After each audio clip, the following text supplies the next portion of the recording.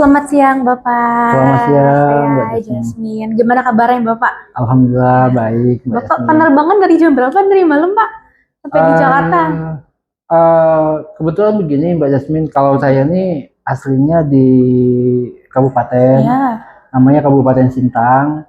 Nah, itu provinsinya tuh Pontianak. oke. Nah, jadi kalau perjalanan kita itu dari Sintang itu ke Pontianak itu jalan daratnya ya kurang lebih bisa 8 sampai 9 jam. Oke, lumayan lama juga ya Pak ya? Jadi dan memang pada saat kita berangkat, kita datang tengah malam, dapat informasinya pesawat kita delay lagi. Oh, karena apa tuh Pak ya? Cuaca? Jadi informasinya Pontianak ini lagi asap, lagi asap. berkabut. Jadi jarak pandang pesawat ini ya ibaratnya jadi lebih dekat kan. Nah, itu sih beberapa kendala yang dalam perjalanan kita seperti ini ya, tapi karena apa ya, kita punya goal juga, hadir ke sini buat apa ya, ya karena kita juga ingin ya melihat ke depan lah seperti apa ya. Ya, Alhamdulillah Pak yang udah sampai sini ya Pak ya. Walaupun sampai sini ada hujan juga tadi ya. Ya betul, betul. Ya Bapak, terima kasih banyak sebelumnya udah berikan kesempatan untuk short interview tentang jalan bisnis Bapak. Sebelumnya Bapak boleh perkenalkan diri dulu? Oh ya, jadi saya nama lengkap saya Pak Mardiansah. Hari-hari saya biasa dipanggil sama Pak Ian. Nah, dan ya mungkin lebih ya saya lebih banyak awalnya bisnisnya di digital printing lah. Nah, Bapak di digital printing itu udah berapa lama Pak kalau boleh tahu? Jadi alhamdulillah sebelum saya masuk ke bisnis saya nih, Mbak Jasmine, pertama saya ini tidak pernah kerja sama orang, tidak pernah dikasih kesempatan. Nah, namun alhamdulillah kadarulahnya 2026 ini kita masuk ke 16 tahun, Mbak Jasmine. Oh, 16 tahun berarti dari tahun 2010. 2010. Juga ya Pak, hampir seumuran saya. Oh iya. 5 tahun sih. Iya. Alhamdulillah 16 tahun. Nah, Bapak selama Bapak menjalani bisnis itu selama 16 tahun, dari point of view Bapak itu ada suka dan duka yang Bapak alami dan juga tantangan itu yang buat Bapak makin semangat dalam berbisnis, itu kira-kira ada nggak Pak? Boleh diceritain nggak ya Pak ke teman-teman ya Pak? Jadi tadi saya sedikit ceritakan bahwa pada dasarnya kalau bicara di keluarga kita juga nggak ada dunia orang percetakan. Kemudian dari latar belakang saya nggak pernah kerja sama orang, bahkan saya nggak ngerti sebenarnya dengan dunia percetakan gitu loh. Ya, bahkan saya orang tua saya ini latar belakangnya ya punya usaha rumah makan. Jadi waktu perjalanan kita selesai kuliah apa dan sebagainya, ya sampai ya pernah lah orang tua saya itu ngajak, udahlah ya kamu jaga warung gitu kan. Tapi memang di hati saya tuh passionnya tuh bukan ini gitu kan. Nah akhirnya saya minta izin, saya minta bantu juga sama orang tua untuk pendanaan apa dan sebagainya. Ya akhirnya saya memberanikan diri buka percetakan. Dengan latar belakang saya tidak punya pengalaman dunia percetakan, tidak pandai mendesain terutama kan seperti itu kan. Jadi bisa dikatakan memang benar-benar ya tidak ada kemampuan lah dalam dunia cetak mencetak. Nah cuma mungkin jatuhnya ada apa ya, ada kayak arah passionnya saya suka dengan yang ya membahas sesuatu yang bisa bermanfaat bagi orang lain, seperti itu sih Mbak Jasmine. Kira-kira itu awal mulai berarti dari 2010 ya Pak? Betul. Ya awal sampai ke 16 tahun ini. Nah Pak, selama 16 tahun itu kan panjang banget ya Pak ya waktunya. Nah, tantangan terbesar Bapak pas sudah memulai bisnisnya yang pernah Bapak dapat gitu? Jadi kalau bicara tantangan ini sesuatu yang pasti terjadi kan, tapi saya bersyukurnya ya apa ya, saya memutuskan untuk keluar lah bahasanya begitu. Karena dari startingnya awalnya saya buka usaha percetakan aja. Ya di start awal aja saya udah punya tantangan, saya nggak bisa desain, kita nggak paham tentang dunia cetak mencetak, kita nggak paham cara bagaimana ngitung bahan, Kalau ditanya konsumen tuh, saya dengan selalu bahasa, bentar ya bang, saya tanya dulu sama sama teman apa dan sebagainya. Atau kalau enggak, saya bilang besok bang paling telat saya infokan. Nah, itu hari itu saya cari browsing di YouTube apa dan sebagainya. Oke. Jadi sebenarnya sangat buntu sekali saya Mbak Jasmine terhadap di dunia percetakan ini memang benar-benar nggak punya latar belakang gitu lah. Nah itu sih itu dari start awal kan. Nah ya kalau dalam hal perjalanan ya kita itu terakhir itu di 2011 tuh Mbak Jasmine. Kita punya ada post major lah namanya. Itu ada banjir. Itu kalau jadi di tempat saya tuh Mbak Jasmine itu ya dibilang kan kalau di kampung ini kan namanya kayak rumah panggung gitu kan. Ya. Jadi kalau di rumah panggung itu aja kita udah bisa sampai segini nih, sedada. Jadi kalau kita ke bawahnya lagi itu udah segini Mbak Jasmine. Nah, dan itu hampir 1 bulan lebih Mbak Jasmine kita tidak operasi, kita tidak ada pemasukan. Pada saat itu di 2011 saya sudah punya sekitar 10 orang tim. Dan ya sebagai seorang pemilik usaha, ya jujur saya juga merasakan saya ketakutan. Karena ini ibaratnya kita nggak ada omset, kita nggak ada pemasukan, tapi ini ada tanggung jawab yang harus kita keluarkan buat kewajiban ya haknya tim kita lah seperti itu. Itu sampai saya kalau tanya sama istri saya, Bun, kita punya dana berapa? Ini kira-kira aman ya bro. Yang penting timnya harus aman dulu saya bilang gitu kan. Itu memang luar biasa tuh pada saat di momen itu tuh Mbak Jasmine. Dan padahal itu di posisi mesin saya tuh Mbak Jasmine itu posisi sudah tinggi. Jadi dari permukaan tanah dengan posisi mesin itu tingginya udah hampir 1 meteran. Ada mesin tapi itu Pak, airnya? Oh udah enggak. Nah cuma memang pada saat kejadian itu sangat cepat Mbak Jasmine. Sangat cepat. Nah, nanti mudah-mudahan saya bisa tunjukin beberapa dokumentasinya kan. Itu benar-benar kayak kapal pecah itu Mbak Jasmine. 1 bulan ya Pak, hampir nggak ada produksi, nggak ada produksi sama sekali. Betul sekali Mbak Jasmine. 1 bulan. Dan harus menanggung 10 orang 10 orang, iya, sama 1 bulan itu. Nah Pak, 1 bulan itu kan kalau untuk banjir kan itu lama juga ya Pak. Dan juga kan pasti kita proses untuk bangkit itu kan pasti kan nggak mudah juga ya Pak.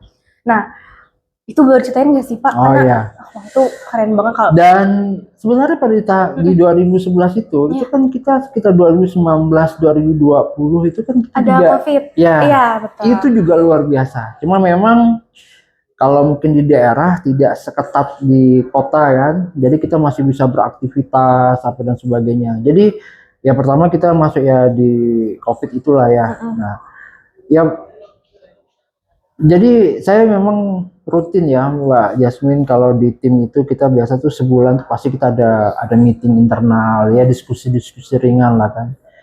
Ya pada dasarnya saya tahu dengan persoalan ini, saya tahu dengan tantangan kita ini seperti apa dan sebagainya. Ya saya hanya sampaikan sama tim, yang penting tim kawan-kawan saya bilang kita tetap rapatkan dalam satu barisan. Selama dalam satu barisan, ya ibaratnya saya sebagai seorang pemimpin, pemilik usaha, ya saya tidak mengatakan saya akan menjamin, tapi paling tidak dengan satu barisan saya akan lebih mudah untuk mengontrol arah kita kemana. Yang penting jangan keluar dari barisan. Nah itu selalu yang saya tekankan sama tim kan. Nah, sampai akhirnya dalam perjalanan ya kita survive lah, kita bisa keluar lah. Dan memang bahkan dalam masa COVID, bahkan banjir itu saya kadang juga ngajak ketemu kan. Ya udah ini mungkin ya ujian yang kita harus kita terima dan sebagainya. Ya, jadi saya sampaikan sama tim ya konsep pertama yang penting kita terima dulu bahwa ini adalah sejujurnya tidak mudah, tapi ini hal yang positif. Saya bilang bahwasanya Tuhan kasih ujian ini berarti kita akan dinaikkan kelas, saya bilang seperti itu. Awalnya pasti berat banget berat sekali, berat sekali. Tidak mudah lah bagi saya untuk kita bisa berpikir positif, tapi ya sekali lagi saya katakan ya namanya kayak kita kan mulai dari kelas 1, kelas 2, kelas 3 itu kan ada ujiannya tuh. Nah, kalau udah selesai ujiannya baru kita bisa naik kelas 2 apa dan sebagainya. bertahap dan berproses ya Pak Iya, ya. benar. Dan kuncinya itu pasti tim harus selalu kompak dan Benar, Mbak. solidaritas ya Benar. Pak ya. Nah Pak, menurut Bapak hal yang paling penting untuk menjaga solidaritas dan kekompakan itu apa sih Pak? Kalau misalkan dari tim Bapak itu kadang ada yang belum tergugah gitulah Iya. gitu, Pak. Saya kembali review ya, Mbak Jasmine ya. Jadi dalam proses 15 tahun ini, kalau di 2006 ini kan kita masuknya di 16 tahun. Ya. Jadi memang dalam 2024, 2025 itu sebenarnya saya sudah mulai, arah fokusnya sudah mulai jelas ya. Ibaratnya saya sudah bukan memutuskan, tapi ibaratnya kita bagi kerjaan, saya bilang. Saya bilang sama tim, saya sampaikan juga, saya kasih pandangan. Ya mungkin di posisi saya akan lebih banyak fokus sebagai seorang pekerja strategis dan tim akan lebih banyak fokus di pekerja teknis. Nah, karena kenapa saya harus sampaikan dulu? Karena ini ibaratnya ini untuk langkah ke depannya gitu kan. Iya. Karena ya siapa sih yang nggak pengen omset ya Mbak Jasmine ya, nggak Iya. pengen pemasukan. Tapi kalau ibaratnya ya bahasanya kita nih kerja rutinitas dengan aktivitas yang ada, tapi ujung-ujungnya kita juga nggak tahu kita ke depan seperti Iya, apa. betul. Nah itu yang akhirnya saya bilang kan pada tim, ya alhamdulillah tim bisa terima. Nah jadi ya memang sekali lagi tim ini pun juga selain ownernya juga belum pernah kerja sama orang, hampir rata-rata tim juga ini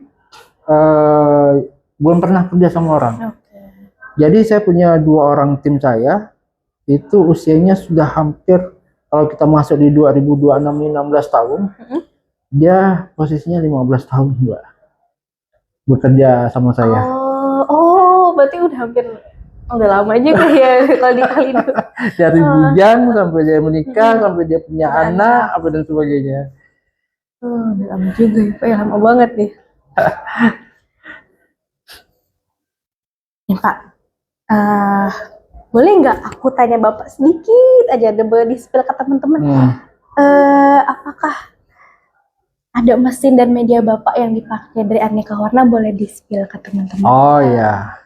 Dikit-dikit aja nggak apa-apa. Jadi saya beruntung Mbak Jasmine, karena ya saya akuin saya kenal aneka warna ini sudah cukup lama ya.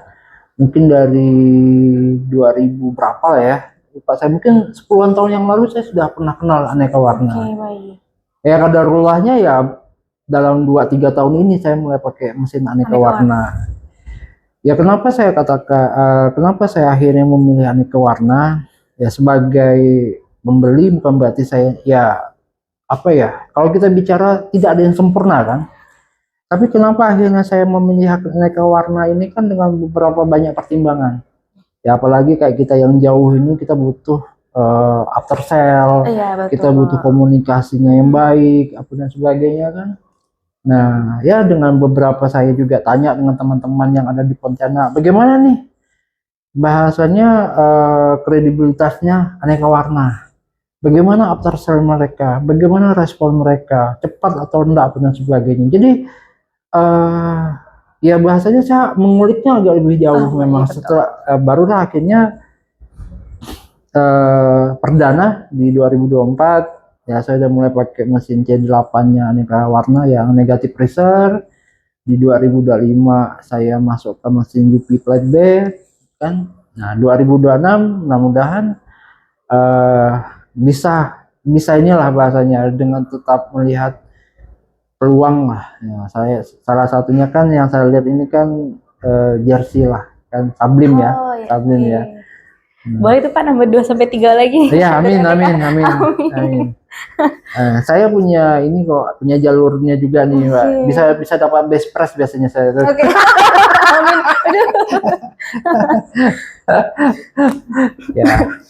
Ya tapi semuanya terbaik kok. Saya senang lah bahasanya kan. Nah itu sih pengalaman pakai mesin aneka warna ya, bisa sampai ke sini bagi saya pun juga luar biasa Mbak Jasmine. Jadi apalagi sebelumnya kita di hotel, kita ngobrol banyak dengan Pak Dedi, hari ini ketemu Pak Aton kan, dan bahasanya cakep, saya senang, itu bagi saya menyentuh. tumbuh bersama customer. Itu kan cakep sekali itu bahasanya kan. Iya, new generation ada new heart juga ya Pak Iya, ya, kalau kita gitu. sentuh. Dan itu bagi saya emosinya dapat itu. Oh iya, betul. Nah, memang pun guru-guru saya juga bilang kalau kita mau kaya, kayakan orang, mau sukseskan orang. Ini kan ya kan cakep nih, tumbuh bersama. Ini kan artinya ada sebuah kolaborasi yang luar biasa gitu ya. Mas seperti Bapak yang tadi ya sama timnya, yang penting kita tuh tumbuh bersama ya Pak ya, poinnya betul. itu paling penting. Karena memang kayak saya ya membuat sebuah ya kayak visi atau sebuah tagline kan, ya selain kita ya untuk apa tujuan kita punya usaha ini kan ya salah satunya kan profit kan. Keduanya kita juga harus sustain, artinya kita harus terus berlanjut karena hidup ini bukan buat besok apa dan sebagainya kan. Nah, jadi butuh sustain kan. Dan yang paling penting adalah seperti bahasanya Pak Ardian kan, growing together. Nah, dan itu yang kita lakukan Mbak Jasmine. Saling menjaga kedekatan juga dan tumbuh bersama. Iya. Itu bagus banget sih Pak. Kata-katanya memang betul setuju. Menyentuh sih. Betul banget. Dengar cerita Bapak, aku amazed banget sih Pak. 16 tahun terus sempat ada suka dan duka itu. Sangat sekali Mbak. Amazed banget aku Pak. Dan semoga juga jadi insight buat teman-teman ini yang nonton ya Pak ya. Ya sebenarnya juga jadi juga begini Mbak Jasmine. Jadi selama perjalanan 16 tahun ini,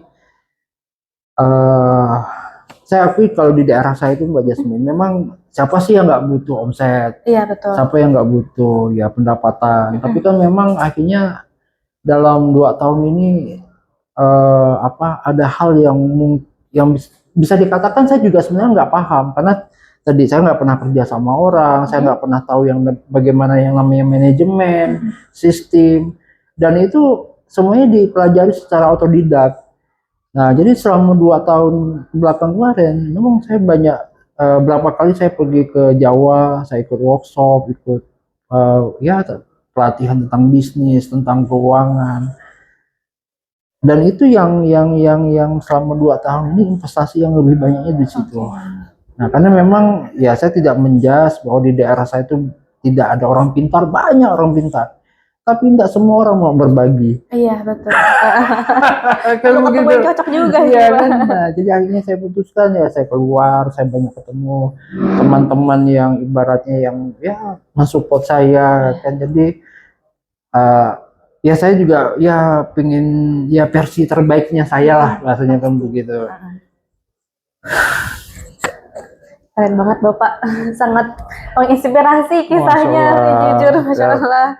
Semoga sukses terus dan semakin berjaya. Amin, sama-sama suksesnya gitu. Amin Bapak, terima kasih banyak Bapak ya.